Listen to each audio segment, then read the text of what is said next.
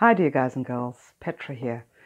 Today I wanted to speak on the spirit of narcissism, and this is partially due to the fact that I am the daughter of Christian parents. My father was a preacher, and I grew up learning about the spirit of, the non-physical part of someone or something. And to me, that was all just, the normal way of growing up back then. But it's only recently that I have, started to sort of bring these two together. Narcissism, the spirit of narcissism.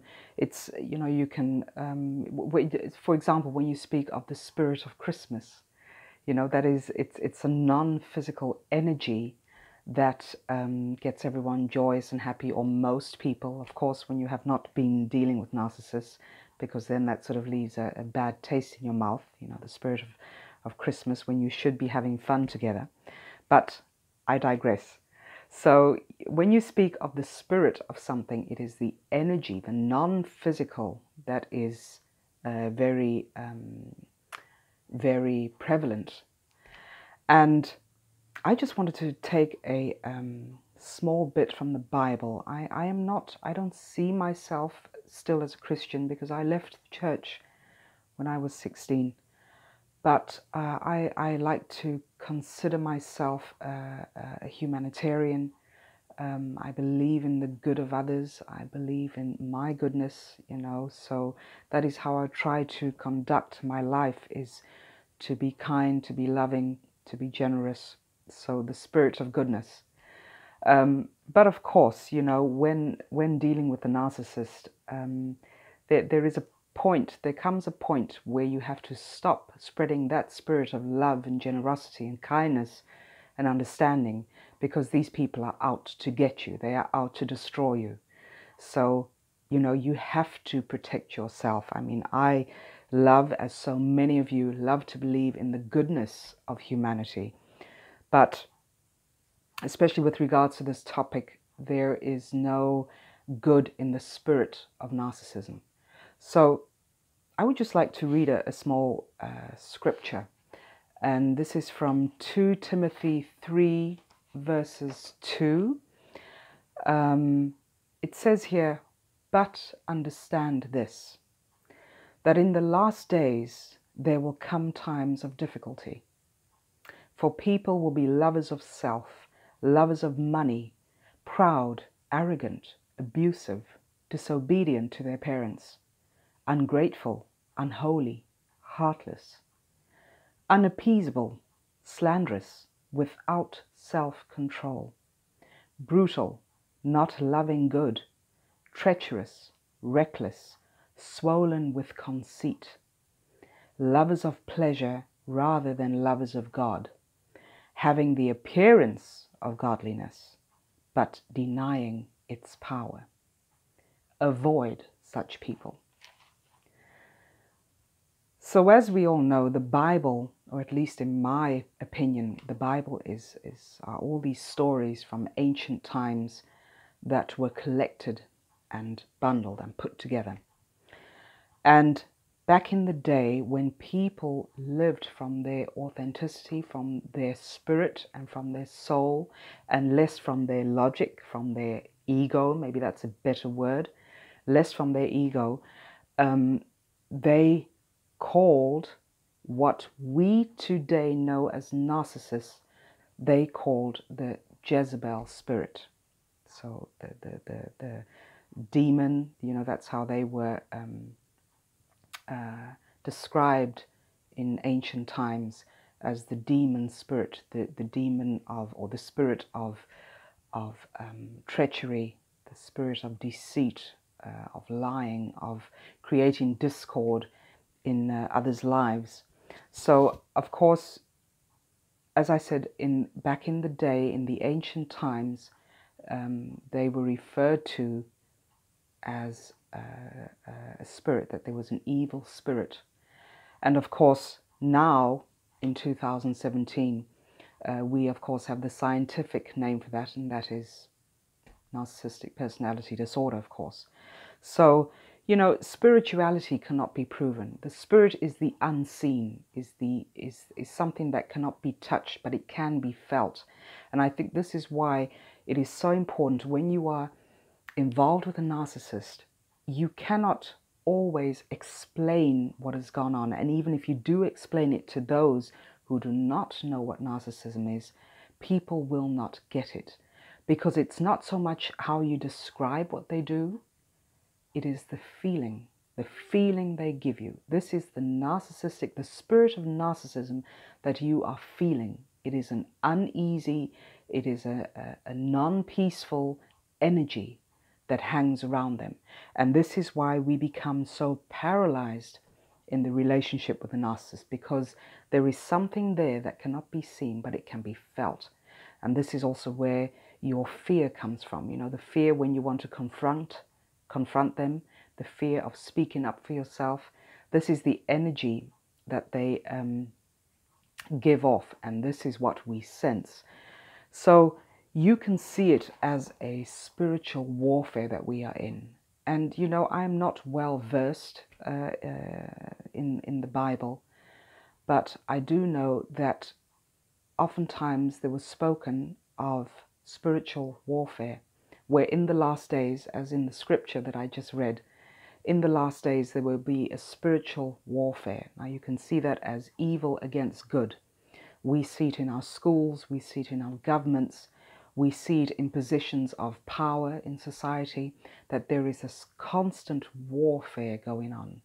And this is the evil doers trying to get rid of the good doers, you know, the healthy ones among us, and the empaths, the people who try to live their life from the goodness inside of them, are trying to also get rid of this very heavy, very destructive energy. So it is in every layer of society that we meet up with the spirit of narcissism. And, you know, I'm just going to go ahead and say it. I believe that not with all narcissists. I think it has to do with on which side of the spectrum the person you are dealing with is on. But in some cases, there is true evil. They do evil. And you can see them as, again, in some cases, as demons in flesh and blood. So this spiritual warfare is all about this turmoil. It's all about the inner conflict, the conflict that we have with the narcissist, and also the inner conflict in ourselves. This is also for us the spiritual warfare, where we know what is good, we know what is right, and we are trying to make the spirit reconnect with us, to understand our point of view, to understand what it is to do good. We try and love them to goodness. But you know, there is a limit to how much good you can give the other, how much love. You know, I've heard it so many times, and I myself was guilty of this, was realizing that I was dealing with something that was the spirit that was greater than myself at that point in time. It is not that way now. But at that point in time, I felt that I've just felt overwhelmed by the spirit that I was in contact with. And so to try and lower that energy, that very destructive, that very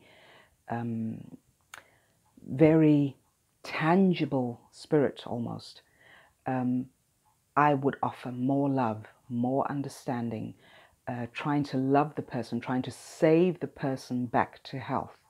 And there comes a point where you have to stop doing that, because it is at your expense. It is, you know, at the expense of your peace of mind, your integrity, your authenticity. And we have to stop doing that. So I remember saying in one of my very first videos that, you know, you have to have, maybe, I think I said compassion. And that I can understand. You know, you can have compassion for this spirit of narcissism, but you can have compassion from afar. That doesn't mean that you have to stay in destructive relationships, toxic relationships that are designed to bring you down, to kill your spirit. So where the narcissist is maybe not a murderer of men and women, they are a murderer of your soul, of your spirit, if you do not get out on time. And this is why we feel depleted. We feel intoxicated with this spirit. We feel that we are paralyzed, that we cannot move forward, not only out of the relationship, but also moving forward when coming out of the relationship. We still feel this attachment to them. And again, the scientific term for that is the trauma bonding. You feel indebted to this person. You feel that there is no life outside of the lives with them. But it is a non-physical bond that is attached to you. It is a spirit. And this is the spirit that tries to get into your soul like a snake, once again, that is going to go in and wrap their tentacles around your heart space, make you feel paralyzed. This is what is going on. It is indeed a spiritual warfare. So there comes a point, once again, where you have to set that boundary, where you have to remove yourself from this spirit. And, you know, I get it. People are generally non-confrontational. We do not want to take on that confrontation. We do not want to confront the narcissist. We do not want to confront our own fears when dealing with the narcissist. We just want to run. So that is a part of human nature, not wanting to be confrontational. But you have to understand that you are the authority in your life. You need to stand up in your greatness, take hold of that authority, and this is the only way that you are going to beat this spirit, this very dark energy.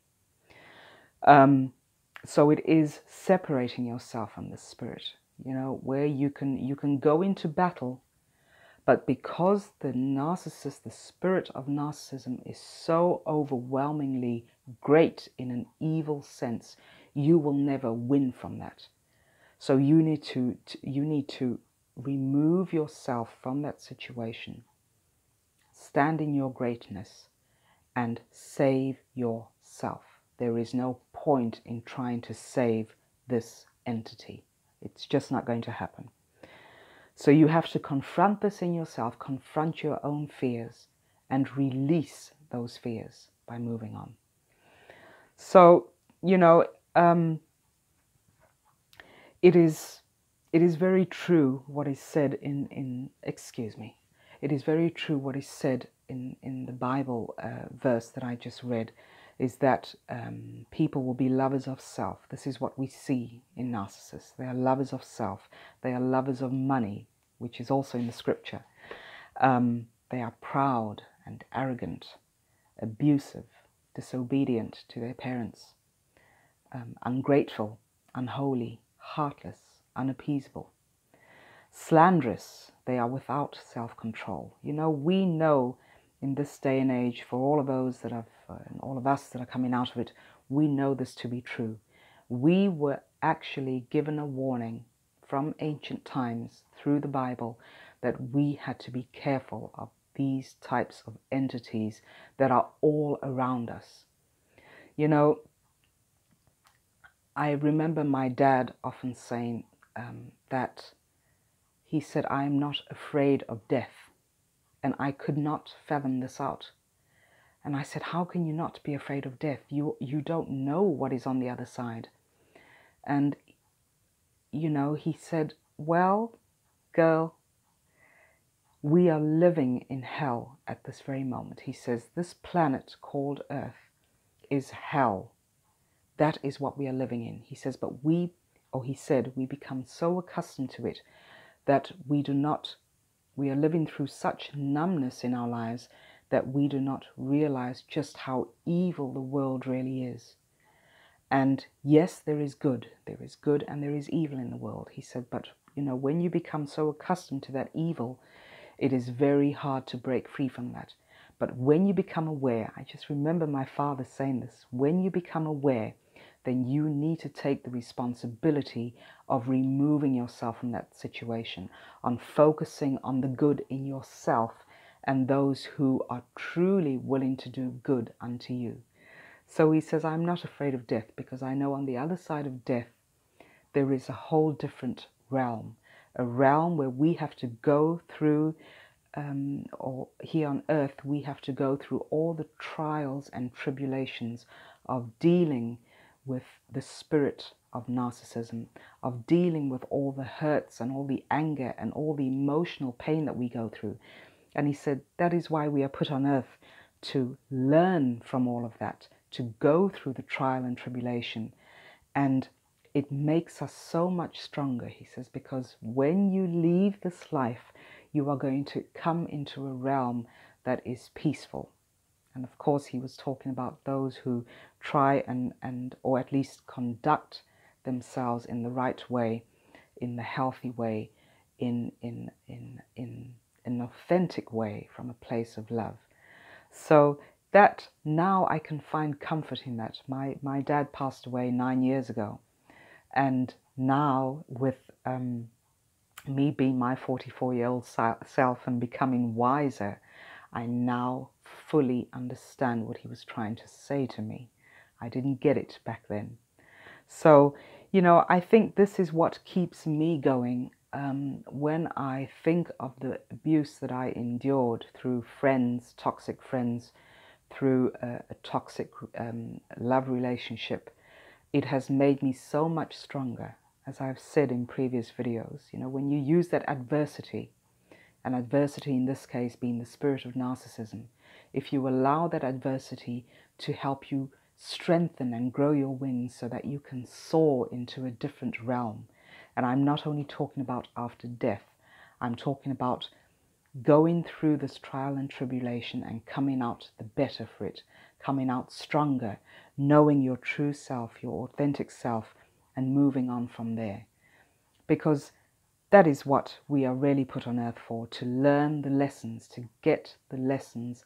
And by doing that, we are creating an even better world for ourselves and for our children, because we are teaching not only ourselves, or the spirit of narcissism is teaching us where to look within once the fog has lifted, once we are cleared from the fog, you know, the emotional fog that we live in when we're interacting with narcissists.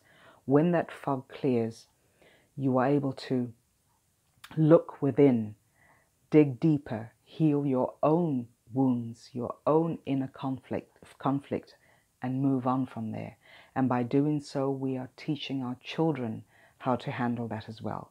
Because the spirit of narcissism is all over. You know, I see it with my daughter. She's only 12.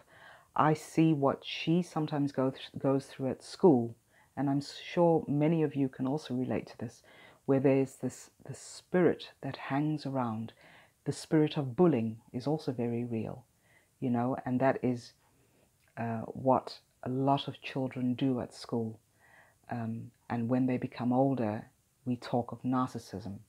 So I've seen it here, and thank goodness, seen it here. I mean, seen it with my daughter going through school. I went through those stages of bullying, and it is becoming aware and teaching our children how to handle that spirit, how to transcend that spirit, how to be strong, how to stand firm within themselves. This is how we are going to pass on goodness, pass on authenticity through generations to come. So I hope that has made sense. I know there is so much to be said about the spirit of narcissism, the spirit of evil that is in our homes, in our offices, in our governments, in our schools. It is everywhere. And it is up to us to know how to deal with that. So I believe that, you know, if you use this for your good, use the abuse for your good, and I'm not belittling your experiences with a narcissist. I am not belittling the traumatic, the horrendous experiences that you have been through. What I am saying is that you have a chance, the opportunity to learn from that and to grow from that, because there is no need for you to stay in this emotional prison. You can heal those wounds. And yes, it may be a lifelong thing that you go through, a lifelong process of healing those wounds. But you can remove yourself from a toxic situation. And even though it may be difficult, you will find yourself growing stronger and stronger every day, as long as you do the inner work, as long as you get your story out there, you speak on it, you believe in yourself, you focus on all those good things in yourself, even though the spirit of narcissism has told you otherwise. You are believing in that spirit. It is a non-physical thing. So learn from that and make your life so much more greater than all the stuff, all the disbelief, all the confusion that was implanted in your brain at whichever age. So I hope that has helped some. There is a lot more I can say on this. Please offer your comments down below. You know, if you have something to say on this, which I believe you do. I think it is a very interesting topic, the spirit. And, you know, it would be great to just get into a discussion on that. Also to strengthen others, to inspire others to move on from where they believe they have to stay. So thanks again for watching, and speak to you all very soon. Take care and lots of love and light to all of you. Bye for now.